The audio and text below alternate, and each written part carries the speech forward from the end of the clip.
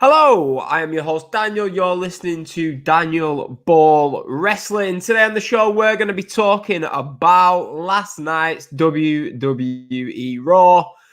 It was the April 5th show.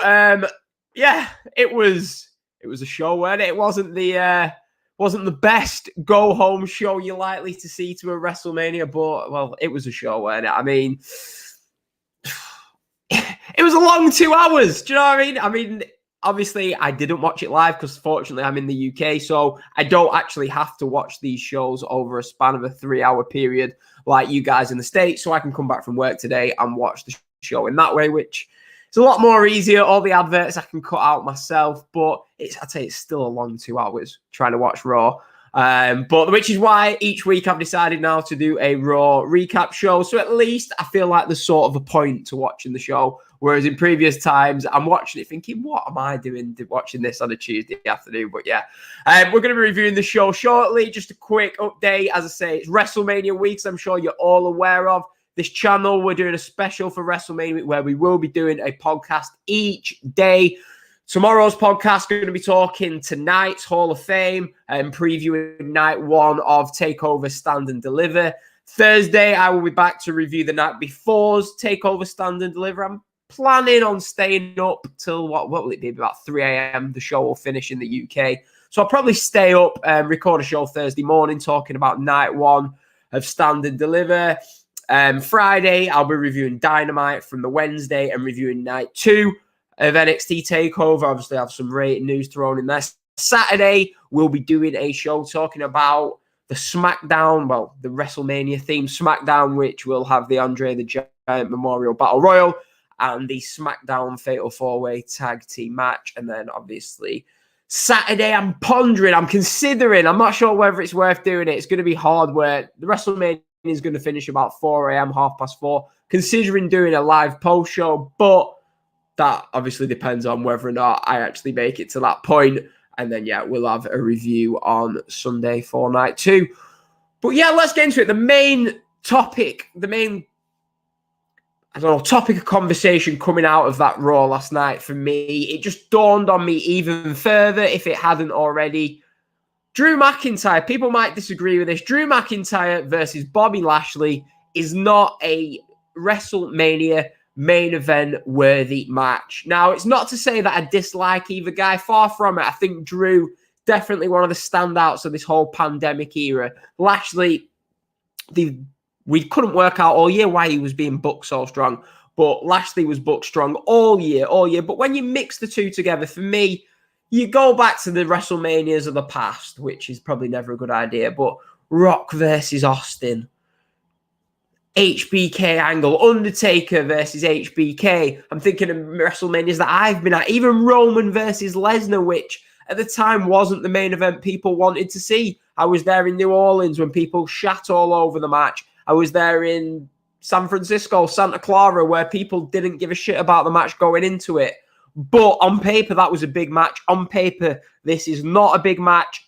In execution, the feud has not made it feel like a big match. It's been thrown together, as I said to on yesterday's preview show. We did a 2-night preview of WrestleMania, so go and check that one out in the it's on Apple Podcasts, on YouTube, in the previous video. But Drew McIntyre, Lashley, it was thrown together. If they'd have built this feud like they built Drew versus Sheamus from November, there was a lot of work that had gone into it. There was a full story. However, this has not been a full story. This all pretty much started, a month ago at Elimination Chamber? The whole Lashley-Drew feud has basically been crammed into 3 weeks. And it's been rushed, and it just, I read a lot of people on Twitter saying, oh, Lashley's great. Listen, Bobby Lashley, age 44, whatever age he is, he shouldn't be going on last at WrestleMania. People might say, oh, Sasha and Bianca might be main event, and that's irrelevant. This is your WWE Championship match at WrestleMania, a huge WrestleMania where fans are back for the first time in a year. They should have a huge match for the WWE title. But Drew versus Bobby Lashley, I mean, we'll get into the Raw show. And Raw actually opened, and Drew comes out there, and as I say, I'm a fan of Drew McIntyre. I think he's been great over this last year. He comes out, he cuts a promo about how like Lashley isn't going to be able to beat him at WrestleMania. And he was talking quite emotionally. You could tell he got caught for a second. He was talking about how years ago his mum was going through chemo and he wanted to return home to see how she was doing. But his mum said, no, I'll kick your ass if you come back. And he had to stay and he had to work for this. And I'm thinking, yeah, this is a great babyface promo. This is the promo that you needed before Mania. MVP and Lashley come out. They interrupt it. Lashley says it also took him 16 years. He can relate.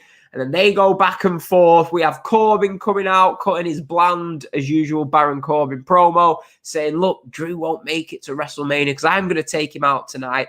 And so much happened during this. It sort of took away from that Drew McIntyre promo. The show should have just had Drew out there, cutting his promo, his money, babyface promo going into Mania. But by the time it had finished, you'd almost forgot about his promo because he was just too busy building towards the fact that Corbin was going to take out Drew tonight, which we all knew wasn't going to happen. I mean, just sums it up, doesn't it? The main event of WrestleMania is Drew McIntyre, Baron Corbin, and Bobby Lashley in the mix. This is like Vince McMahon's wet dream. If this was all in front of, if this road to WrestleMania was in front of live crowds, they would not be putting up with this. This is just Vince's guys, and it's going to take time for him to get used to not booking for the Thunderdome people. Do you know what I mean? Where he can control them. Crowds, do you know what I mean? Drew McIntyre versus Baron Corbin, yeah, it was a good match, but is that really your hot go-home angle that's going to get people to buy your WrestleMania pay-per-view or subscribe to Peacock? No, it wasn't. But yeah, I thought Drew's promo was strong, but all the shit that happened after it just sort of took away from it for me. We've got a few people in the chat. We've got Ryan. How are you doing, Ryan? Did you enjoy Raw last night, Ryan? Did you enjoy Raw?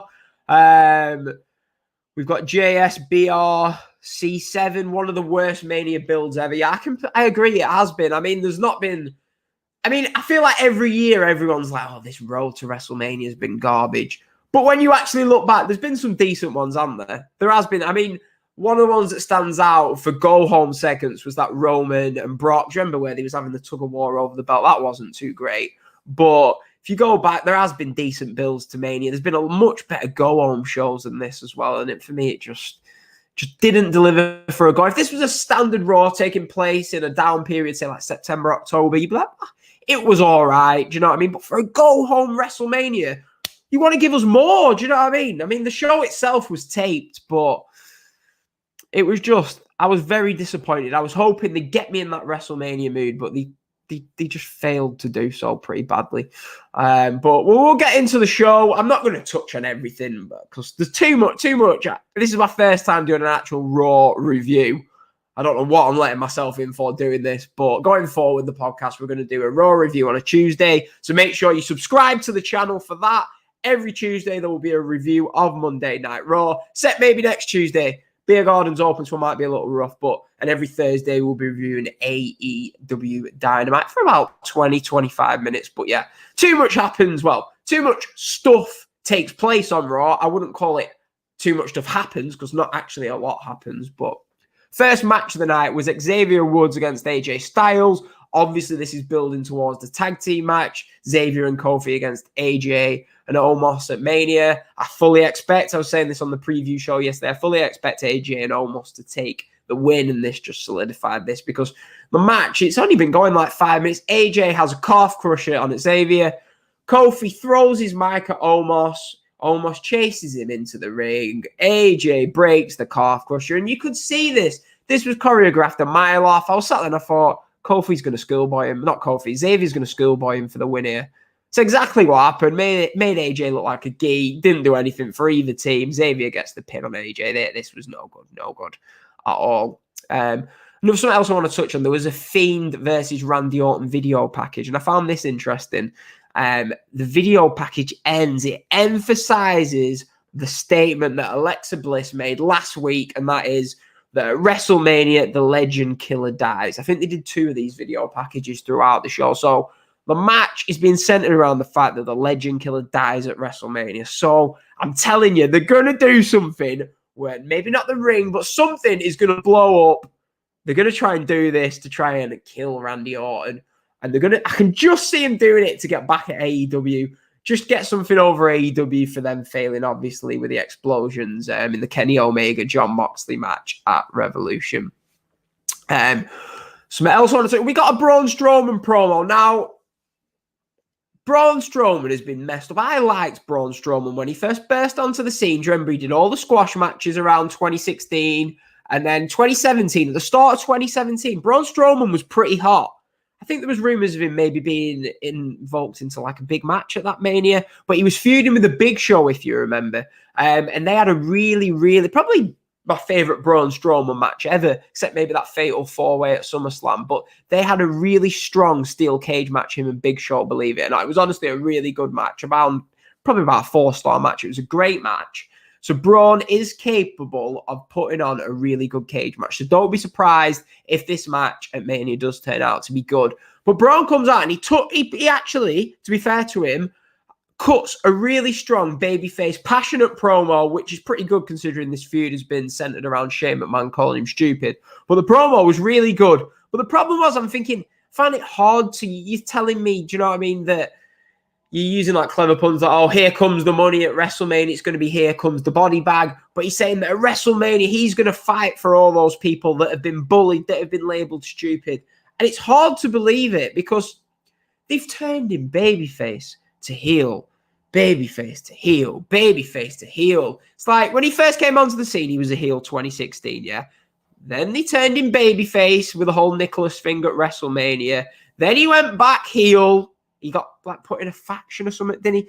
Then he went back babyface to take the belt off Goldberg at last year's Mania. Then he went back heel, and now he's back babyface. That's 6 or 7 turns. This is Big Show level amount of turns, and it's you struggle to buy it. The promo was strong, more from Braun. Did like it. Braun runs through Elias and Jackson Riker. Is it in a handicap match?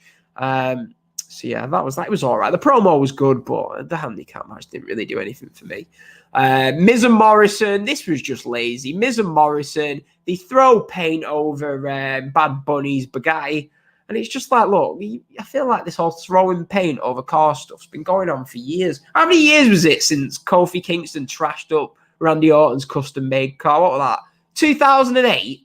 13 years ago. I'm sure there was stuff before that, but that was the first thing that springs to mind. I'm sure it's happened before. I'm sure someone probably trashed Eddie Guerrero's car at some point or other. But yeah, it's just lazy booking. Lazy. It's uncreative. Something they always go back to. Just cheap. And so yeah, they basically lure Bad Bunny to the car. He sees the paint. They attack him. And it's like they're trying to do a vicious beatdown. It's like, after all the comedy that Miz and Morrison have done this year, yeah, and even before that, are we really supposed to buy them as this aggressive act? Because it just didn't seem to work. You can't take them seriously. Later on in the show, this was one of the interesting takeaways of the show. I think this was the right way to go. They basically have Damian Priest and Bad Bunny are out in the ring, and Damian Priest says, look, you like doing things 2-on-1, well, at WrestleMania, we challenge you to a tag team match. So they have actually made the right decision of having Bad Bunny and Damian Priest team up to take on John Morrison and The Miz. Because as I said yesterday on the preview show, this match somehow needs to be all about trying to get Damian Priest over. Bad Bunny's probably not going to be in WWE after WrestleMania, yeah? The Miz and Morrison are going to go back, well, they already are back, to be in mid-card joke acts. So Damian Priest, let's hope that they can get Damian Priest with some momentum coming out of this. My only fear is if that live audience in Tampa do boo Bad Bunny, which the WrestleMania crowds have been known to do for these celebrities, and Damian Priest helps him win, is that going to make him babyface? I don't know. We'll see. But definitely having Damian Priest and John Morrison in the match is going to help the overall match quality. It's going to help Damian Priest hopefully get over. And yeah, John Morrison, he did have an injury, didn't he? I think that's why the match was put on the show to begin with. He must have overcame that. We got Shayna Baszler and Nia Jax. They defeated Asuka and Rhea Ripley. That was a bit dumb for me. I think it was a long match, and I was watching this thinking, look, you really need Rhea to get a victory in this match. She's not actually won a match, I don't think, off the top of my head, since being in the main roster, which sounds ridiculous. She's not actually won a match, finished second in the Rumble, and she's just in the title match for the Raw Women's title, which is a bit Do you know what I mean? She needed to just go over some people, but instead they had to get heat on her. Rhea basically attacks Asuka after this long match, throws her in the ring, and Asuka wins. And I don't know why they're bothering with having Rhea Ripley as a heel. Why are they bothering? Rhea Ripley over as crazy in NXT. That crowd at WrestleMania are not going to boo Rhea Ripley. They're not. I don't understand why they're not telling the story of, look, a year ago, she was hoping to come out in front of that live crowd, make a main roster debut or whatever, defend the NXT title. So I suppose it wouldn't be a main roster debut. But anyway, she was scheduled to wrestle Charlotte. There was all them images, videos of her in the stadium, and it got taken away from her because of COVID, yeah? So you tell the story of a year later, she's going to right the wrongs of last year, come back, go into Raymond James Stadium and dethrone Asuka for the title. But instead, they've gone with the heel route. Why is she a heel? Why is she a heel? It was such an easy story to tell. I know they struggle to tell these stories. Rhea Ripley should not be a heel going into her debut match at WrestleMania. But whether she's heel or not, the crowd are going to cheer when hopefully she captures the belt off Asuka on, is it Sunday? Yeah, it's Sunday, isn't it? But yeah, we get Lashley chokes out Cedric and Shelton. I'm not sure why they split up the Hurt Business.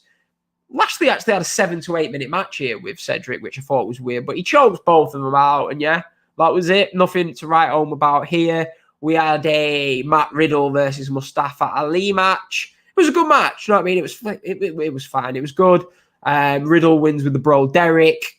Sheamus puts over Riddle on commentary, saying that, look, the guy's great in the ring, but I'm better, which is what you do. A veteran like Sheamus knows that's what you do when you're on commentary. Riddle gets the win in a pretty good match, and they just stare each other out, as was the theme of the night. Let's stare out our opposition as we head towards Mania. These two will have a really, really good match at Mania. I think, as I say, they had a great match on Raw. Main event of Raw. I probably missed some stuff out. If I didn't include it in the show, it's because it wasn't worth talking about. Speaking of not worth talking about, right?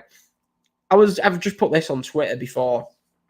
So on night one of WrestleMania, we're having 4 teams in a number 1 contenders match for the women's tag team titles, yeah, on night 2. So I don't understand how a number 1 contenders match for a tag team title can be deemed WrestleMania worthy, but the actual proper SmackDown tag team titles aren't deemed worthy enough for the main show. As I just put on Twitter, if I'm Rey Mysterio, if I'm Dolph Ziggler, if I'm the Street Profits, one of the hottest tag teams, a really hot act in the company, I'm thinking, why am I not worthy enough to be on this Mania card? I thought the whole point of having it 2 nights, or one of the main positives of it should be, you can get everyone on. Instead, these poor bastards are going to be on the Thunderdome.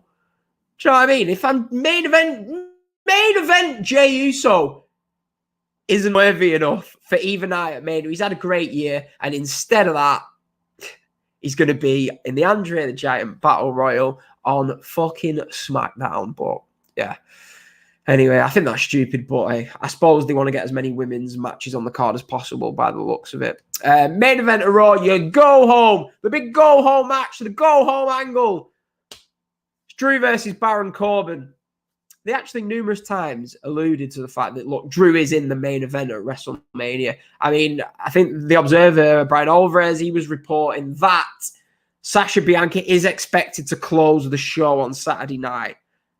Despite what I've said, it should be Drew should be closing this show with the fireworks and the belt. That's the whole reason why they took the belt off him, put it on the Miz. We had to go through all that, back to Lashley so Drew could get his big win. Maybe they'll have it open the show. I do think the Drew-Lashley match will be a good match. I'm not saying it won't be a good match, but WrestleMania main event worthy, it is not. There's nothing on that night 1 for me that should be worthy a main event in Mania. Maybe Sasha and Bianca, but the feud's been horrible. So, yeah, to be fair to Drew and Corbin, though, this match, it was actually a good match. I did think Baron Corbin took slightly too much against a guy who is, we're assuming, main event in Mania. Corbin, is Corbin even on the card? Maybe he's in the Battle Royal. So Corbin's not even on 2 nights to WrestleMania. He doesn't need to be taking 70-80% of this match. Was good match. We had Drew kicking out like the deep 6 and stuff. MVP passes Corbin his cane because he says it's not about winning the match. It's about taking out Drew McIntyre before Mania. This obviously leads. Drew needed a distraction finish. Apparently Claymore, 1, 2, 3.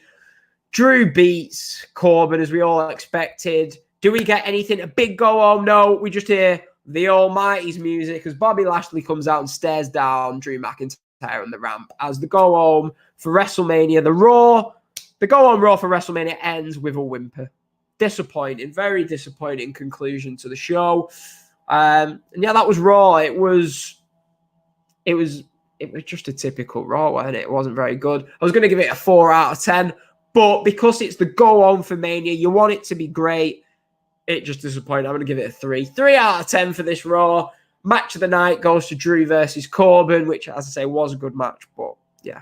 So for Raw, I don't think you need to go out your way to watch it. Obviously, if you sat through the show, I feel a bit sorry for you like I had to, but if you're just going to watch the clips on YouTube, probably watch the opening with a Drew promo, maybe the Riddle Ali match, and maybe this main event, but there wasn't anything you needed to see.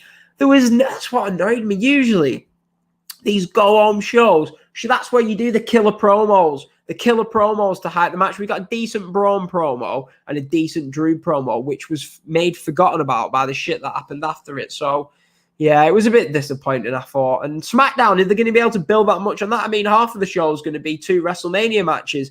I'm expecting an angle with a trick because it's a triple threat. We had Edge take out both the other week, Bryan take out both last week. So presumably Roman will take out Edge and Bryan this week. But yeah, that was Raw.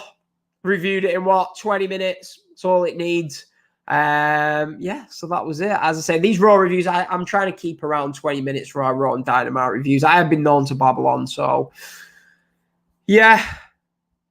So yeah, we do have a few comments. We've got a few here. 3.6 million for the car, deserved it. 3.6 million to put that paid on. 3.6 million car that just led to a nothing segment that didn't really matter. Ryan saying he feels that Miz and Morrison should split up. Yeah, I think Morrison can do better than the Miz, to be honest. I mean, you go out of WWE, you have a hot run, reasonably hot run in Lucha Underground with Impact, and then you just come back and you're the exact same guy. But yeah, I don't know. But yeah, thanks everyone for listening. As I say, we will be back tomorrow to do a quick stream previewing TakeOver. Thursday, Friday, we'll have reviews of both nights of TakeOver. I'm going to be a tired Teddy come Saturday after a SmackDown, WrestleMania Saturday, Sunday night. So, yeah, that's it. As I say, we'll be back probably around this time tomorrow. I can't promise to stick to times I am working throughout the week. But, yeah, I'm about to go on a run. It's just started. It's been snowing this afternoon in Preston. The sun now seems to be coming out, though. But, yeah, that was Raw. WrestleMania week's underway, so I'm sure we'll get more positive as the week goes on. TakeOver's looking rather juicy in it. So, yeah, thanks everyone who took part in the chat. Thanks to everyone. Remember, subscribe to us on YouTube. Just search Daniel Ball Wrestling. Apple Podcasts, search Daniel Ball Wrestling. The new branding for the podcast is underway, and I will be back tomorrow to talk the Hall of Fame. Any other news we've got going into Mania week, I'm sure something will drop probably the next 24 hours. I'm previewing tomorrow's TakeOver. So thanks everyone for listening. Thanks everyone in the chat. Yeah, hit the thumbs up button. That'd give us a big help if you could hit that thumbs up button on YouTube. And yeah, thanks everyone for listening, and I will speak to you all tomorrow.